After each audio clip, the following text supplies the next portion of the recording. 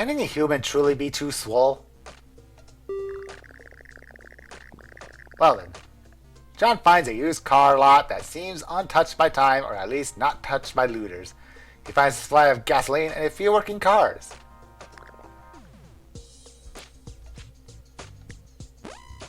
I'll keep the car I just got, thank you very much. Zombies are no problem. Well, maybe a small problem.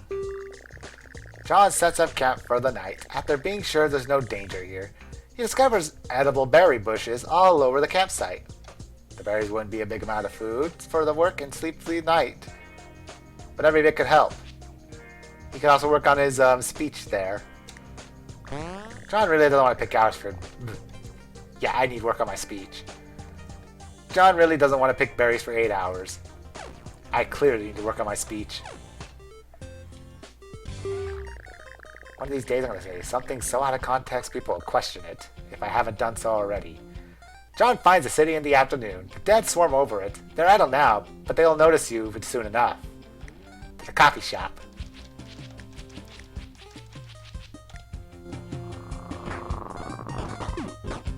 Apocalypse Coffee.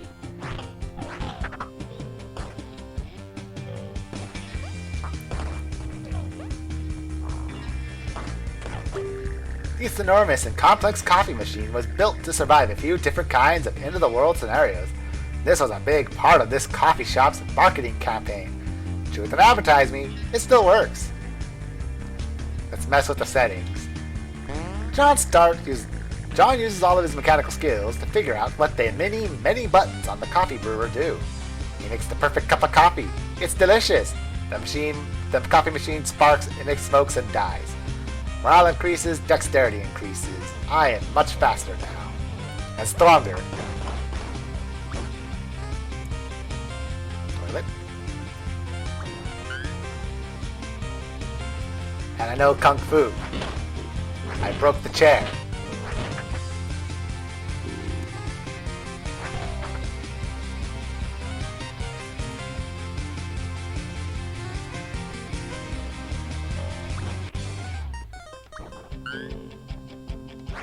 Take that.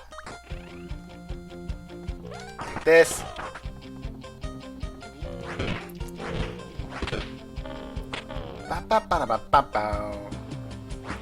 Going through the city, knocking over zombies with my bare hands, literally.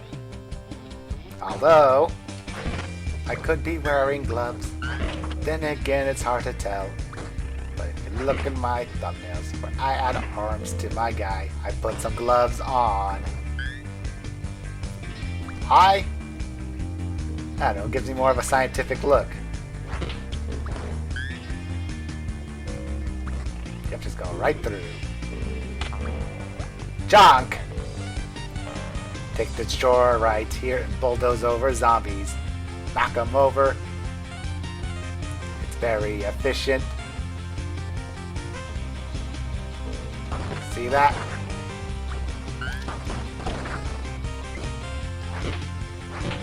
Coffee helps.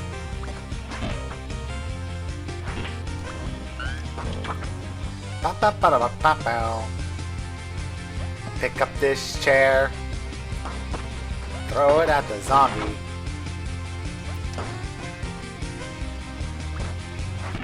That's a mop.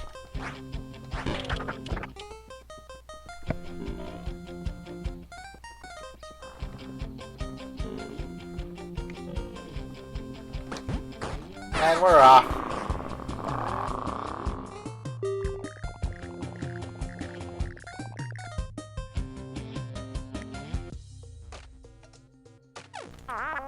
It's times like this that make me wonder if I should have been a prepper.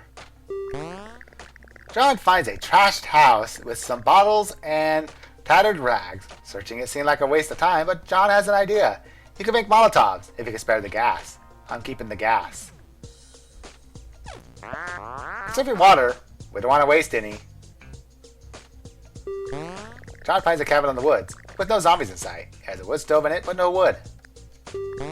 Chops a bunch of wood and gets the wood stove going for passing out from exhaustion. He'll be very tired tomorrow, but the fire feels great. My strength is still pretty low. John finds an abandoned safe house. There's a bit of ammo inside. After searching, some unfinished pipe bombs are in the building. Someone must have had to leave in a hurry. Messing with them could be really dangerous. I'm messing with them. Jonathan's finished making the pipe bombs. He easily finishes them and ends up with 6 pipe bombs. Because I know what I'm doing. I played Bomberman. Can't wait for R2. Continues making progress along the death road. As long as one person remains alive, the dream of Canada lives on.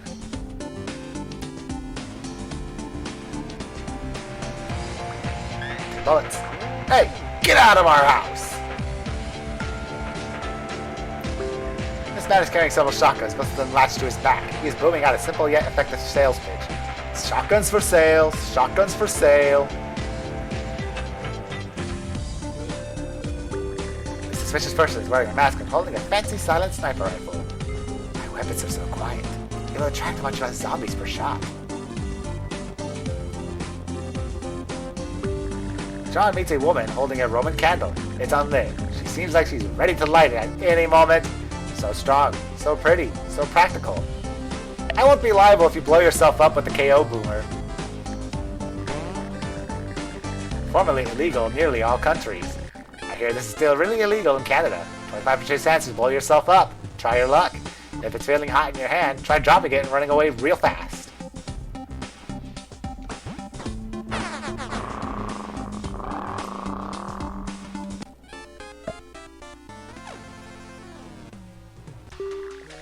John tries a very large horde, but locked by debris, he gets stuck in a Walmart parking lot. He is going to have to fight here for a while.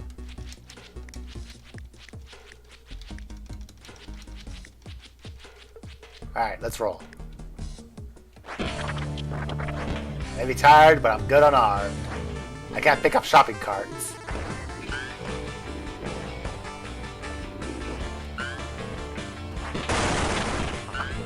Nope. Ah, dang it. Well, didn't have a bomb.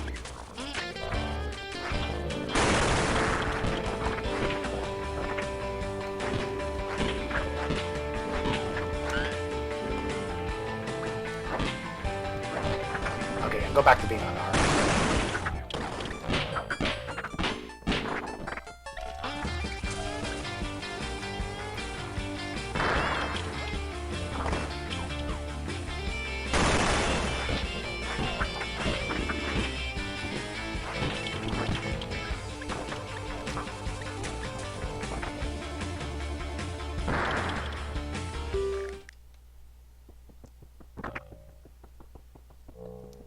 They got one lucky bite.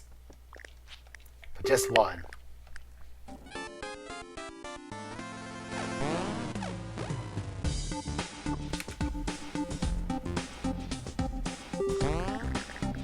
John Stress feels smart on the managed to survive the situation. He feels like he's getting the hang of this. Even in the post-apocalypse, it's still possible to get swole. Don't worry, once I'm not tired, it will carry over. We can make it as long as we keep our supplies and morale up. Car's broken down from use and abuse, it won't start up again. I don't know how much gas left, so... Wasting no time, John decides to ditch the car and walk until they find a new one. I'm a they, apparently. Not a he, but a they. Oh. I don't pay attention where I'm going and I fall into a deep puddle of water. Putting supplies in danger. Still happy. Still happy. John's attempt at camping is interrupted by a very angry bear. He is forced to abandon the camp with little sleep and must make a panic decision about what to grab. Fast! Fight the bear. I'm keeping all my stuff. What are you, crazy? I know Kung Fu. I might have gotten hurt, but I know Kung Fu. Ambushed by a bear while sleeping, decides to fight. Havoc ensues. The bear retreats, and I pushed the button without reading the rest, but it said I was able to go back to sleep. I know Kung Fu. I'm out of meds. While walking along the road, John spots a gas station in the distance. Not a lot is there other than a cool-looking muscle car next to the gas pump. It has the key sitting on the dash. Muscle cars like this have slightly worse gas mileage than the average and break down fast. They're easy to repair and very fast. Take it off a sweet jump. Start it up. Finds an antidote from the business. The owner wrings her hand. Give me tin food. I don't even have tin food to even stay. Well then. 10 for 1's not even worth it anyway.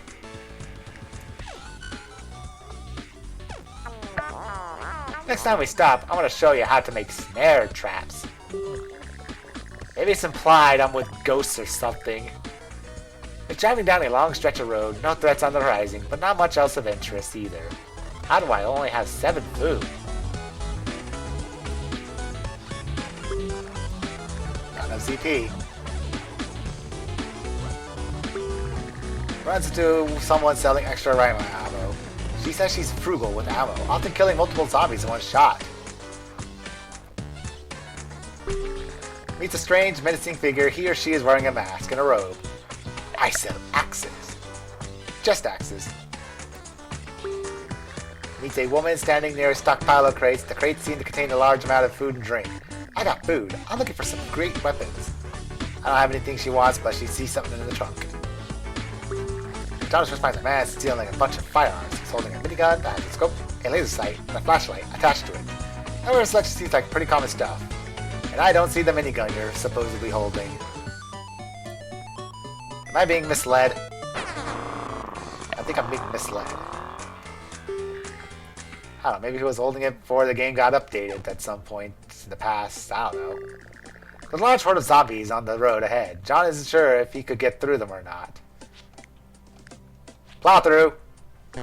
Decides to try to drive. Decides to try to drive. We were talking about my speech earlier. Try to dry. Yeah, see, that wasn't much damage.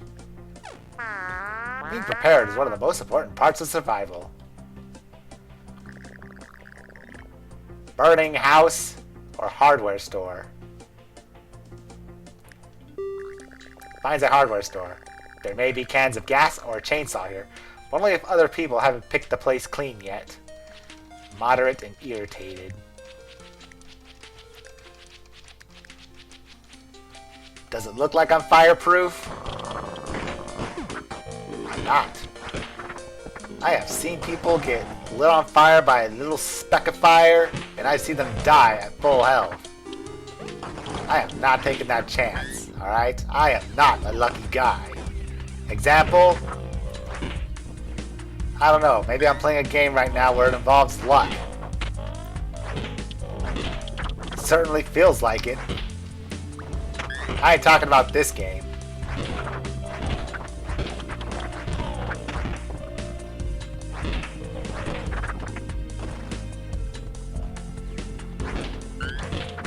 Chainsaw. Whacker.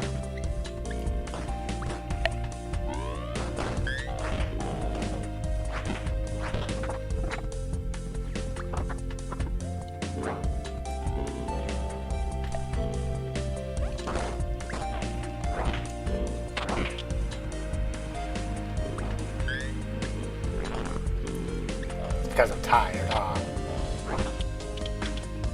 I couldn't afford to stay at the inn. Then again, I would never go 10 food for one person. Seriously, it's not worth it. Maybe late game it might be, but nah. 10 compared to 2. That's a big difference. John camps out in a pro shop near a golf course. He looks out the window and sees a large group of zombies approaching from the driving range. John jumps into a golf ball collector and starts running over zombies. It's surprisingly effective. By the time the car collector breaks down, most of the zombies are taken care of. And now my mechanical flashes. Junkyard or graveyard with car? Sure. Drives near a graveyard. Out front, there's a car parked in good condition. Hope there's not a lot of zombies in this zombie-infested burial ground. Not a lot of zombies in a zombie-infested burial ground, it says. Okay, I need to throw some stuff away. I don't think the boot's lucky.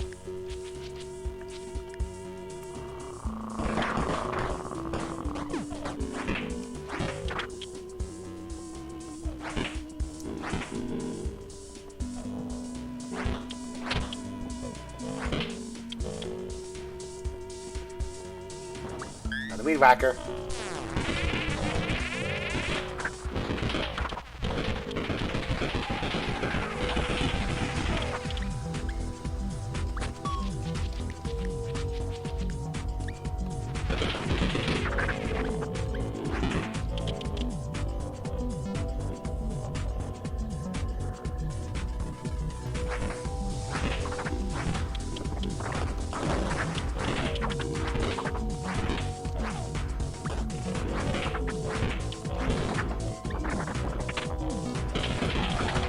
I like the soundtrack. It's so spooky. Well, there's the car keys. Thank you. Kitchen.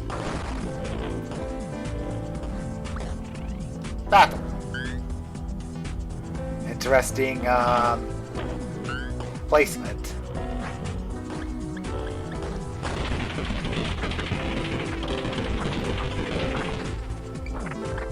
That's fine, I suppose.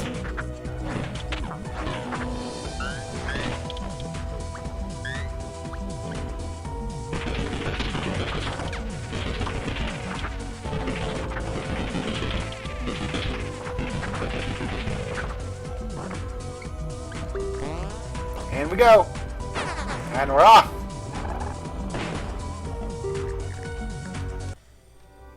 I need to get a food location sometime around the road. Don't always have to get every crew unless we have lots of food. Finds a radio station. The broadcasting equipment is hooked up to a gas generator with a small amount of fuel left. There's enough power to get out one last message to anyone that may hear it. I'll take the gas. Saving the gas out of this generator. There wasn't much left, but every little bit helps. Radio station's power shut down. Zombies are not the only problems out here. Finds a large campsite that is occupied by a few carloads of other survivors. Camping with strangers is risky, but there's nowhere else to go. Not ahead to Canada. Oh, you've got to be kidding me. Really? How did I lose 21 shotgun shells twice? Takes risks and goes to sleep in the crowded camp. In the morning, the other groups are gone and supplies are missing. Jerks. Then again, that's what we're technically called on these death roads, aren't we? Finds a repair shop. There's a tiny bit of gas plus a bit of broken garbage. There could be something this good here if you know how to fix it. Nah. Cans of food with new money. Cash isn't as nutritious. I need to save up a lot of ammo if I'm going to make it. Yeah, too bad I got robbed. John Espresso sees a city in the distance with zombies crowding the streets. Getting back alive may be difficult. Leave it to me and my E-Whacker. And these golf clubs can go.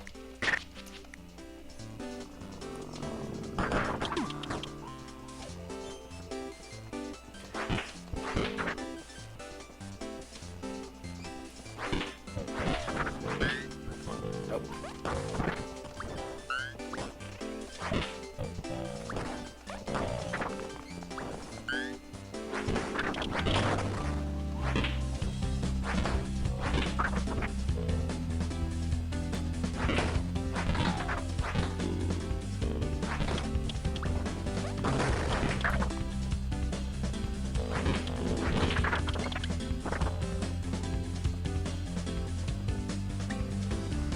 This.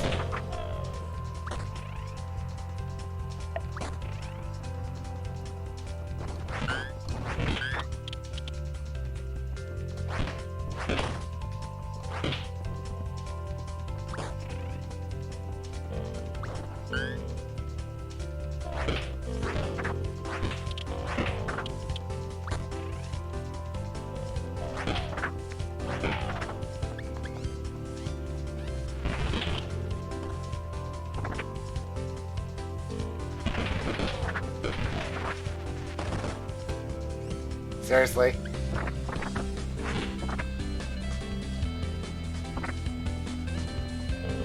Unbelievable.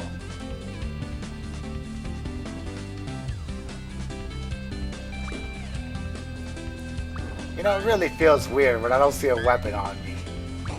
Because I got Kung Fu, man. I got Kung Fu.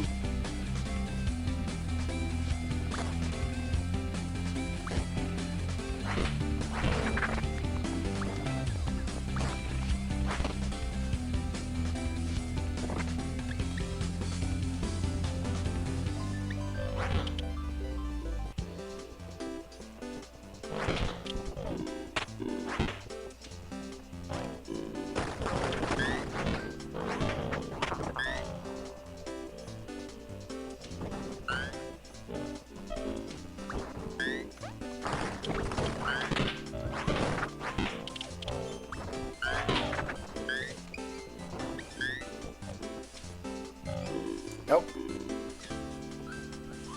And I'm off. Don't hit the car.